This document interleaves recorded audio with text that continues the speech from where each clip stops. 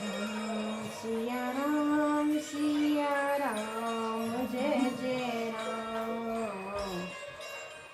चौपाई 159 बालकांड।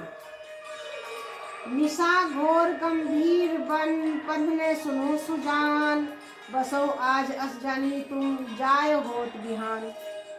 वह कपटी मुनि कहता है प्रताप भानु राजा से कि आज आप यहीं ठहर जाओ, क्योंकि रात अंधेरी हो गई है और ऐसे में रास्ता भी सुझाई नहीं देता है, इसलिए तुम सवेरे होते ही चले जाना। बोल सियावर रामचंद्र की जय। तुलसी जसी भवतता तैसी मिलई सहाय, आपनु आवी ताही पही ताही ताही ले जाई। तुलसीदास जी कहते हैं कि जो होनहार होती है वही होकर रहती है, या तो मनुष्य वहां चला जाता है या वह वहां पर उसको वहीं पर आ जाती है। बोल सियावर रामचंद्र की जय। भले ही नाथ आयसु धरि सीसा, बांधि तुरग तरु बैठ महिषा। नर्भ बहु भांति पर संशय हूँ ताई, चरण बंदी निज भाग्य सराही। हे नाथ बहुत अच्छा, ऐसा कहकर और उसकी आज्ञा से रखकर घोड़े को वृक्ष से बांधकर वह राजा वहीं बैठ गया। राजा ने उसकी बहुत प्रकार से प्रशंसा की और उसके चरणों की वंदना करके अपने भाग्य को सराहने लगा। बोल सियावर रामचंद्र की जय। पुनि बोले मृदु गिरा सुहाई, जानी पिता प्रभु करऊं डिटाई। मोहि मुनि सुन सेवक जाने, नाथ नाम निज कहूं बखानी। फिर सुंदर कोमल वाणी से कहा, प्रभु आपको पिता समझकर मैं डिटाई करता हूँ। हे मुनीश्वर, मुझे अपना पुत्र और सेवक जानकर अपना नाम बतलाइए। बोल सियावर रामचंद्र की जय। तेही ने जान नर बन पहि सो जाना, भूप सुहद सो कपट सयाना। बैरी पुनि छतरी पुनि राजा, छल बल कीन वही चैन कीना। राजा ने उसको नहीं पहचाना, पर वह राजा को पहचान गया था। राजा तो शुद्ध हृदय था और वह कपट करने में चतुर था। एक तो बैरी, फिर जाति का क्षत्रिय, फिर राजा। वह छल बल से अपना नाम काम बनाना चाहता था। बोल सियावर रामचंद्र की जय। समझो राज सुख दुखित अराती, अवा अनल इस सुल गई छाती। सरल बचन नर के मुनि काना, भय संभारी हृदय हर्षाना।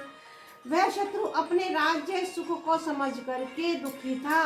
उसकी छाती कुम्हार के आवे की तरह आग में सुलग रही थी।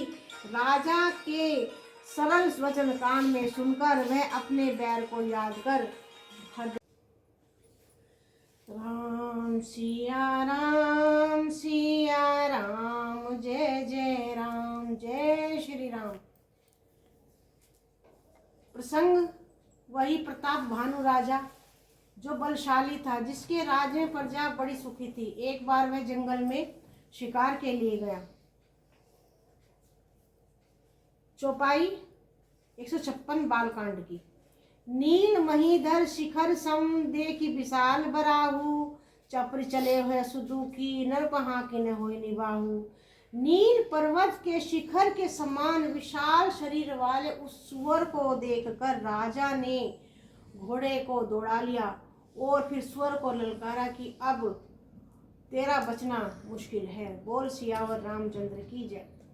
आवत देखी अधिक रव बाजी, चले बरहा मरुत गति भाजी। तुरत कीन नरप सर संधाना, मही मिली गऊ बिलोकत बाना। अधिक शब्द करते हुए घोड़े को अपनी आता देखकर सुअर पवन वेग से उस राजा के आगे भाग चला। राजा ने तुरंत ही बाण का धनुष पर चढ़ाया। सुअर बाण को देखते ही धरती पर लुढ़क गया। बोल सियावर रामचंद्र की जय। तकी तकी तीर महिष चलावा, करे छल सुअर शरीर बचावा। प्रगट तुरंत जाड़ मई भागा, ऋषभस बहु चले संग लागा। राजा तक तक करती चलाते हैं, परंतु सुअर छल करके शरीर को बचाता जाता है और कभी प्रकट होता और कभी छिपता हुआ भाग जाता है। और राजा भी क्रोध के वश उसके साथ पीछे भागा चला जाता है। बोल सियावर रामचंद्र की जय। गौ दूरी घन गहन बराहु, जह नाहिन गज बाजी निबाहु। अति अकेल वन विपुल कलेसु, तदपि न मगर तई तजई नरेशु। सुअर बहुत दूर ऐसे घने जंगल में चला गया जहां हाथी घोड़े का निर्वाह नहीं था।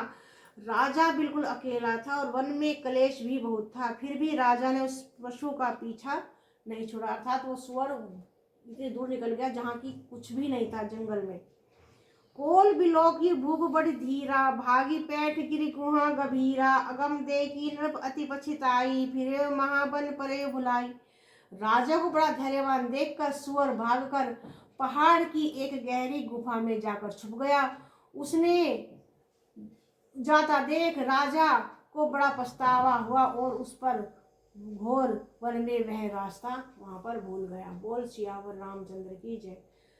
रामा राम कहो, श्री राम कहो, गोपाल कहो, गोविंद कहो। जय श्री राम।